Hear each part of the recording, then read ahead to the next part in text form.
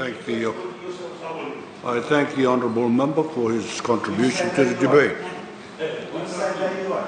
Order. I now call on the Minister for Education, Heritage and Arts and Local Government, the Honourable Premila Kumar. You have the floor, ma'am.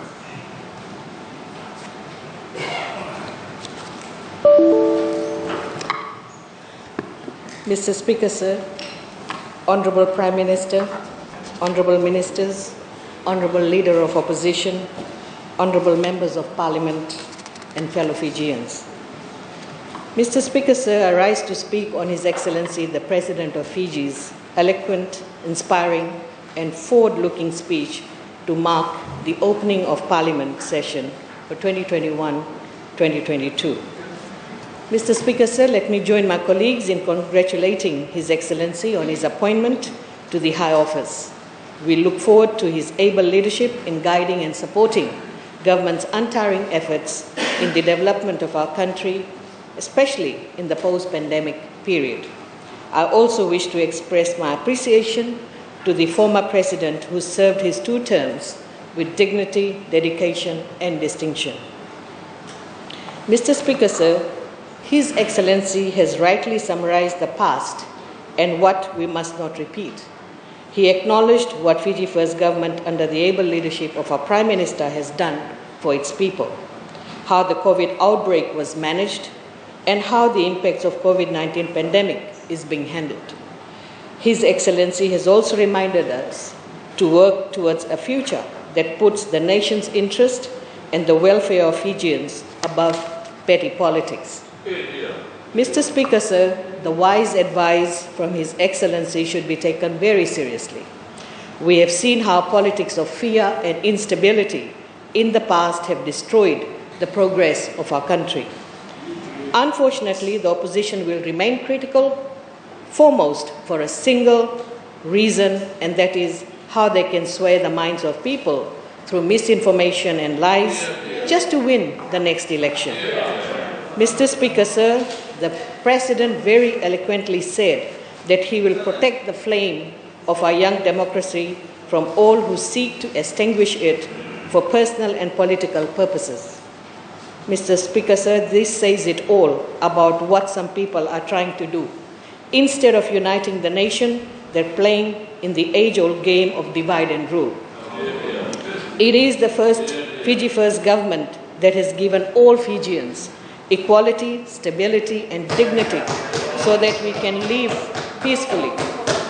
It is my hope that those who attempt to divide do not succeed. Mr. Speaker, sir, Order. The government's COVID strategy, including the decisive plan for vaccine rollout, has worked.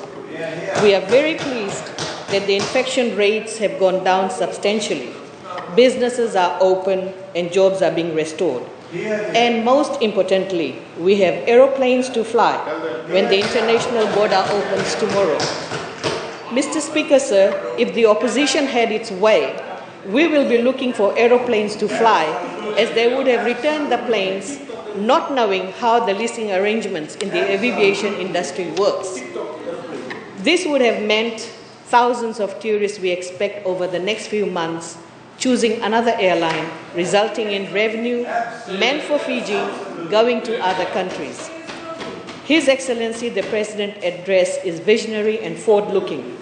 He mentioned the important role our Prime Minister played to push our national and regional interest at COP26. Getting oceans on the climate agenda and the introduction of Blue Bond Initiative is no small victory. The issuance of the Blue Bond Initiative has been highly commended by UNDP, UNCDF and the UK government.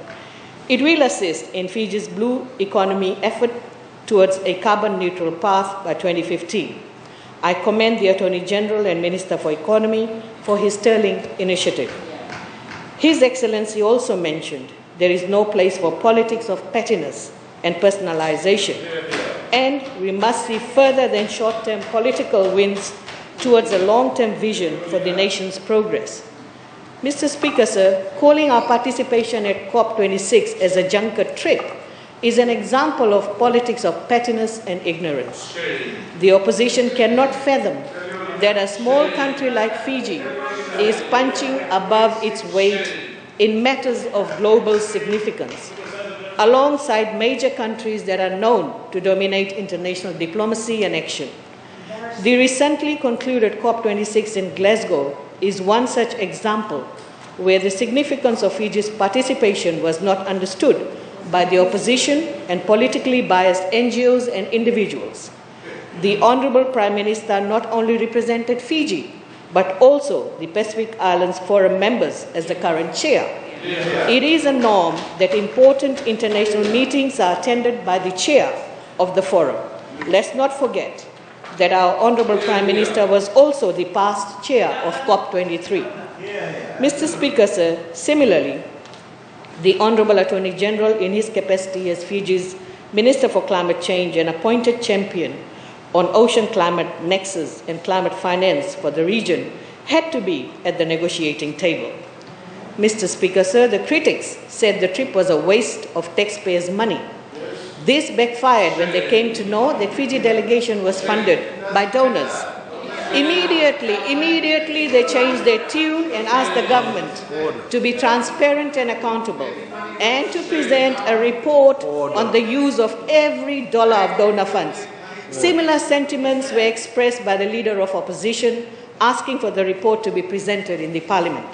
Mr. Speaker, sir, don't they know that any funds received by the government is audited by the Office of Auditor General and the report is presented in the parliament?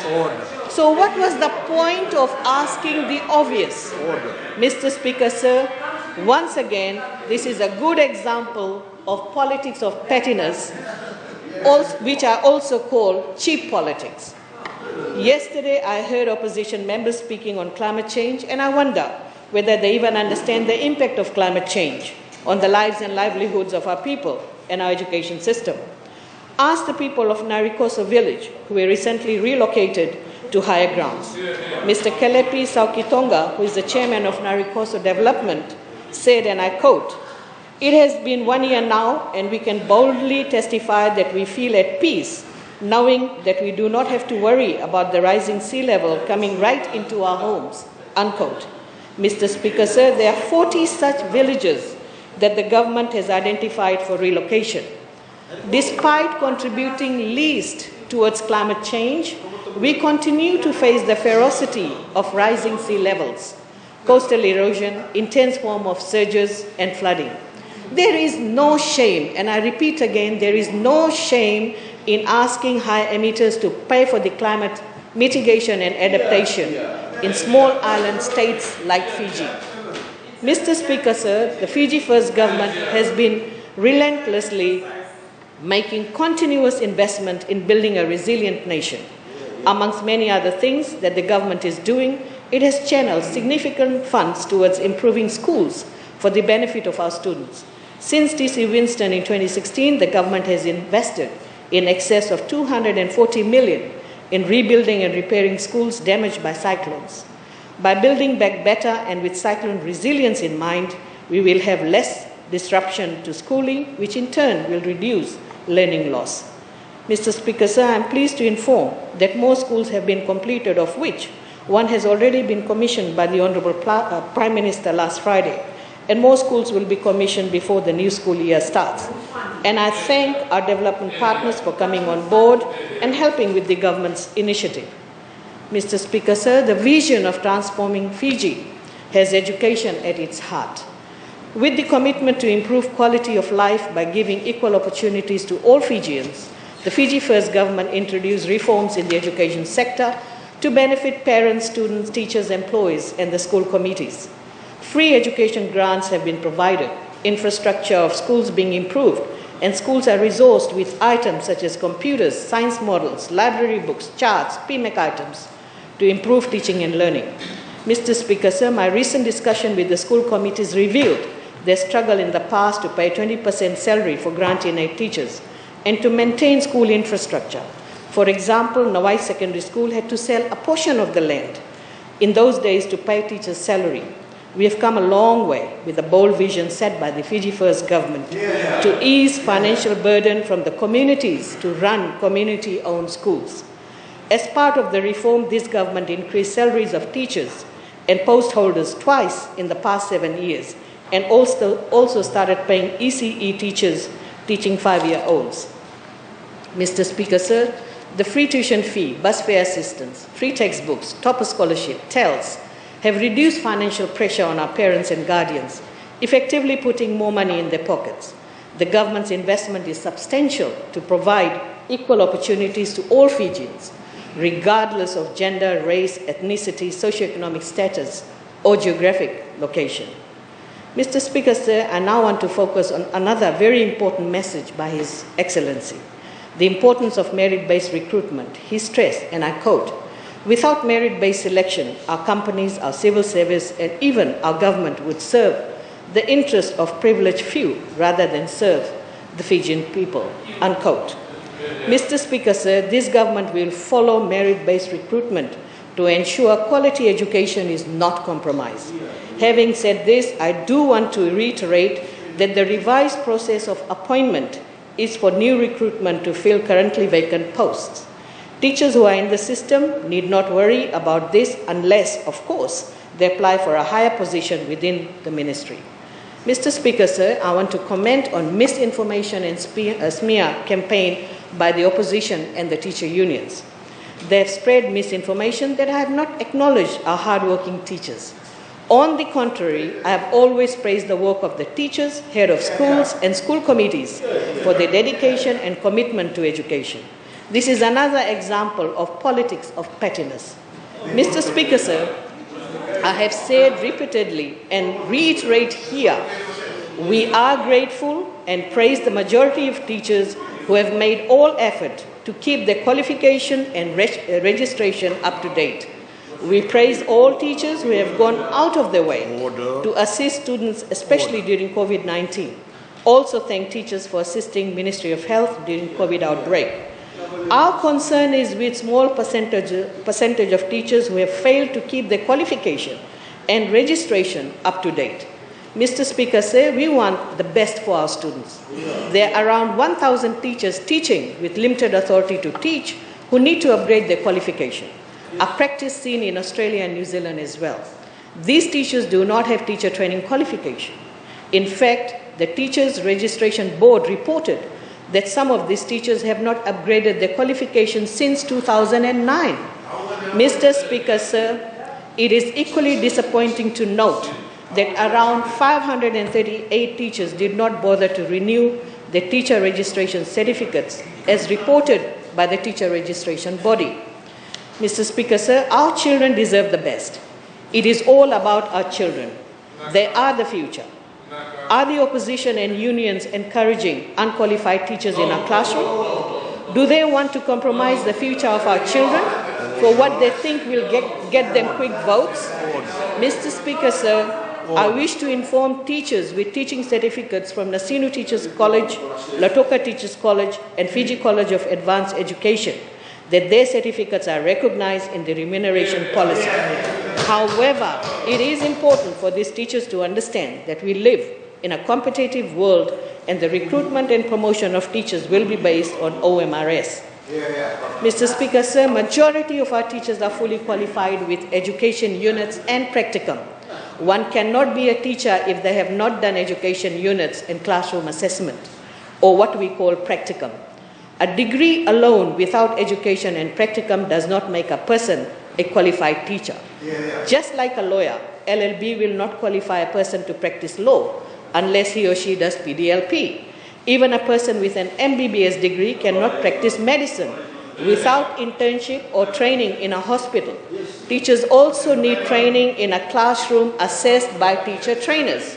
Mr. Speaker, sir, one may argue that in the past, they were taught by teachers with certificates, but did they know that these teachers were regularly assessed by visiting teachers?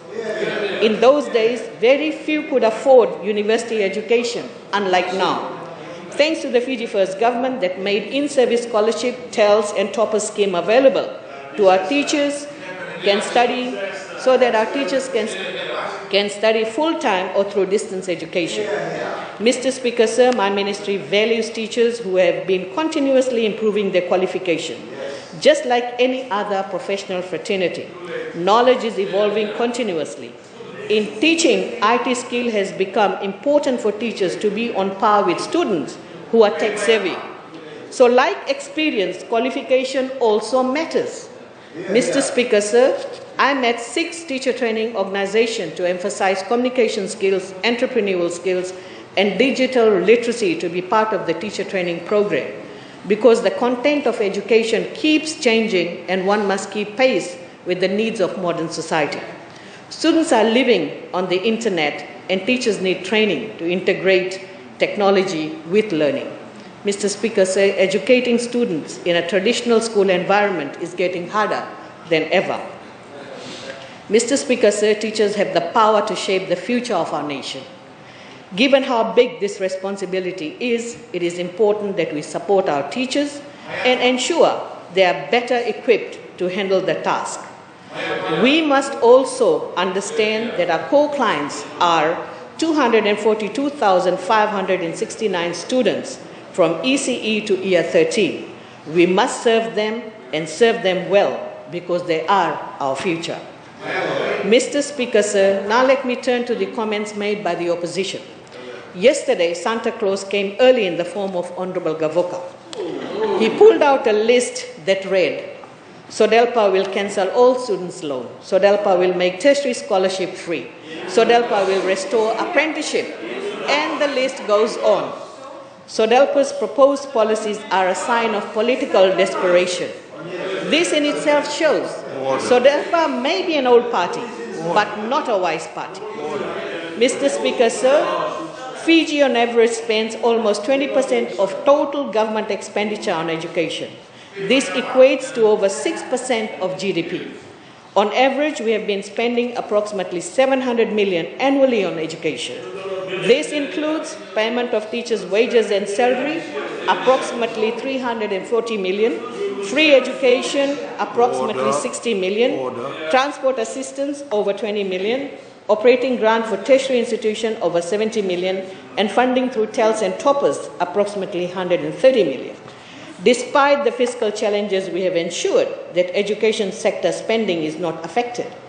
We have been paying teachers despite many calling for a pay cut for our teachers just because they were at home.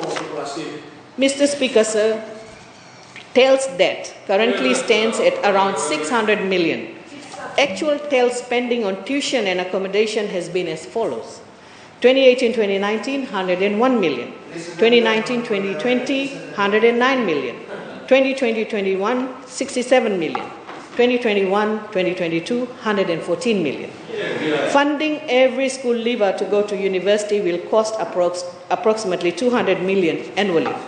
So SODELPA is proposing to write off $600 million in TELS debt and pay $200 million annually on funding tertiary students.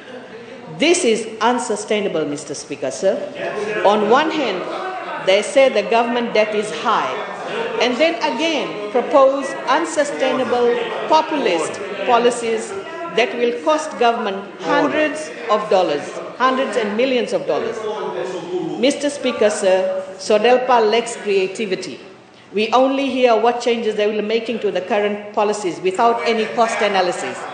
Please tell us about your new initiative rather than the removal of current policies introduced by Fiji First government. Regarding MIAPA,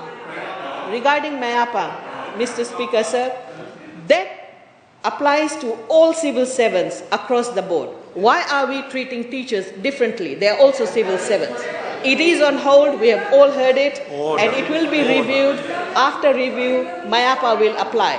The problem with Honorable Liwere is that he claims that he has been looking after the welfare of teachers. Unfortunately, they have not done that. With or without union, this government has looked after the interest of our teachers, Mr. Speaker, sir.